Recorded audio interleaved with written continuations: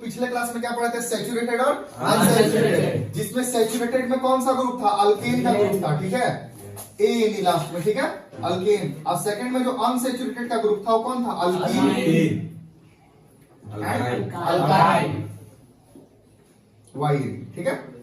Last वाला याद रखना था, वाईनी, ईएनई और एएनई, तीन ग्रुप था। इसका जब फॉर्मूला लिखता था तो क्या था? कार्बन और उसके डबल से ज्यादा, दो ज्यादा हाइड्रोजन।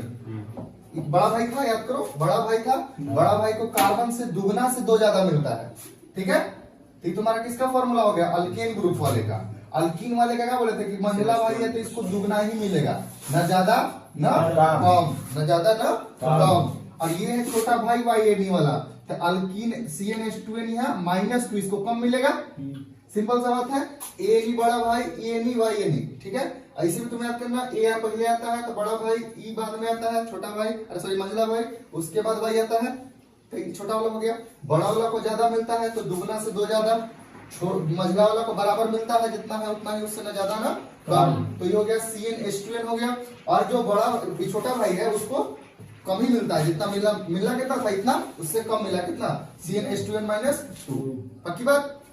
देखो तो ये सारा ग्रुप हो गया। अब इसके अलावे इसमें बताया था कि ये दोनों में क्या होता है, इसमें एक जगह डबल बॉन्ड लगता है, इसके स्ट्रक्चर में एक जगह ट्रिपल बॉन्ड तुमको देखने को मिलेगा, और इसके जगह में हर जगह तुमको क्या मिलेगा? Single bond. और दूसरी बात कि डबल बॉन्ड और ट्रिपल बॉन्ड जो देखने को मिलेगा वो कार्बन कार्बन के बीच में ही खाली मिलेगा। किसके बीच? कार्बन और कार्बन के बीच में, ठीक है। हम किसी और को नहीं देखेंगे। जैसे देखो कभी कभी ऐसा होगा कि तुमको ऑक्सीजन के साथ कंबाइन करना होगा। किसके साथ? ऑक्सीजन। तो ऑक्सीजन तो दो इलेक्ट्रॉन से कंबाइन होता है ना, दो बॉन्ड से, क्योंकि दो इलेक्ट्रॉन दे रहा है, सॉरी दो इलेक्ट्रॉन ले रहा है, ठीक है, मैंने शेयर कर रहा है, तो ये दो से होगा और इधर कार्बन मिलेगा। तो इसको डबल बॉन्ड हम काउंट नहीं करेंगे क्योंकि ऑक्सीजन के और कार्बन के बीच में है।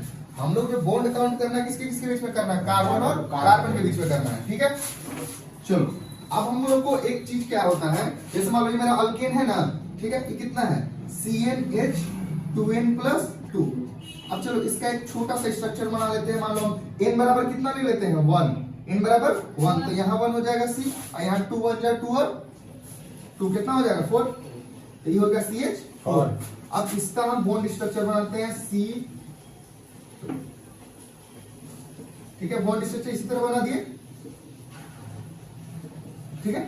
तो जब हम लोग कार्बन का चेन कंपाउंड बनता है, क्या बनता है? कार्बन का चेन कंपाउंड बनता है, तो यहाँ पे एक और कार्बन ऐड होता है, यहाँ पे एक और कार्बन ऐड होता है, फिर यहाँ पे एक और कार्बन, फिर एक और कार्बन, ऐसे इस तरह से ऐड होते जाता है।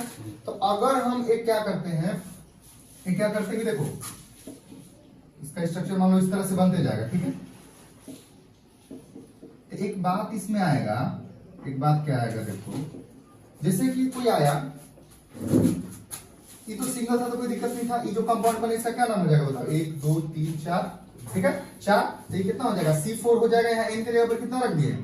4, अब इसे कितना हो जाएगा? C4H10 हो गया। जो यहाँ पे 10 है कोई दिक्कत नहीं है, लेकिन क्या होगा देखना, अभी देखो मान लो कि कोई फॉर्मूला है जैसे C5H12, एल्केन है,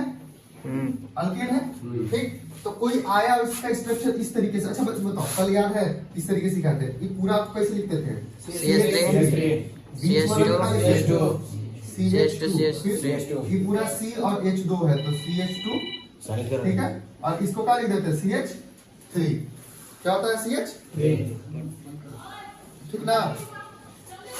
बॉन्ड में जो टूटा था उसको शॉर्टकट में किस तरीके से सिखाते हैं कि पहला वाले C के पास 3 हाइड्रोजन है तो CH3 लिख दिए, सेकंड वाले के पास 2 है तो CH2 लिख दिए, थर्ड वाले के पास 2 है तो CH2 लिख दिए, ठीक है, और लास्ट वाला पास 3 है तो लिख दिया इसे, ठीक है। उसी तरह डायरेक्ट हम इस फॉर्म में लिखते चलेंगे, ठीक है, कोई दिक्कत नहीं।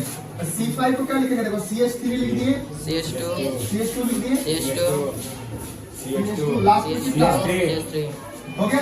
अब ये क्या हो गया? सीधा हो गया, ठीक है।